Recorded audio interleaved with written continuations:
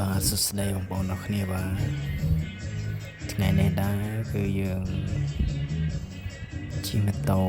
ទៅដល់លេងនៅខាងទឹកធ្លាក់ជីផាតបាទទៅគឺមិនភ្លៀងទៀតបាទផ្លូវគឺពិបាកមែនទែនល្អដីគ្រប់ហម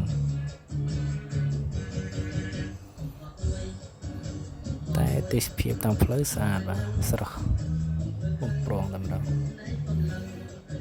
ជាម្ដងនេះគឺឃើញគោច្រើនមែនទែនបាទគោគេចំហើយគេលែងវាដើរស៊ីស្មៅអញ្ចឹងតាមចំការក្បែរហ្នឹងតែតាមហ្នឹងគេមានដាំអីផងមានតែស្មៅខៀវល្ងិតតែម្ដង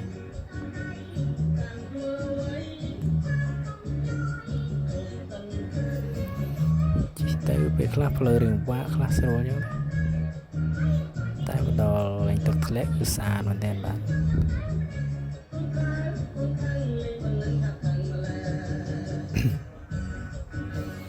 នេះគឺនៅខាងក្រោមទេបាទតែនៅខាងលើទឹកធ្លាក់នៅអីលើនោះខ្ញុំអត់ទាន់បានថត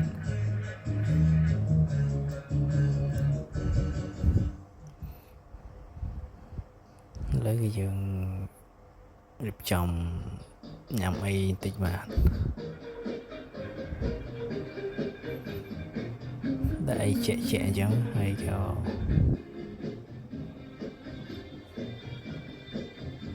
ទៅមុជទឹកមុជអីលេងទៀតហ្នឹង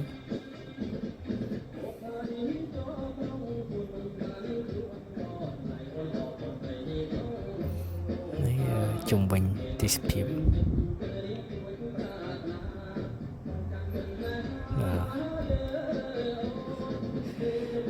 ថ្មហ្នឹងវាយើងដើរស្រួលល្អដែរបាទ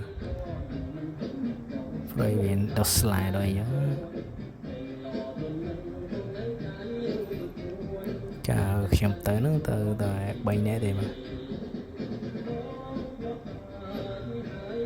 តែសប្បាយមួយយ៉ាងដែរទៅដេកនៅក្នុងមួយយប់ដល់រៀងថ្ងៃបានចេញមកវិញ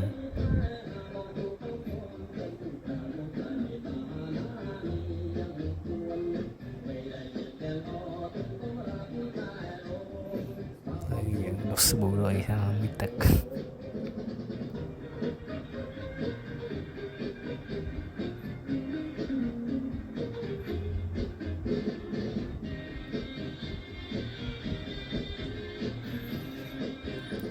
មួយទឹកមេឃភ្លៀងលើមកស្រេចទៀតអានៅគឺយើងមកកន្លែងទឹកធ្លាក់នៅខាងលើហ្នឹងហើយបាទ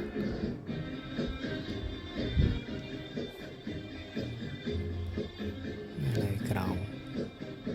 យើងថតរូបថតអីលេងអញ្ចឹងមកនឹងចេញទៅវិញ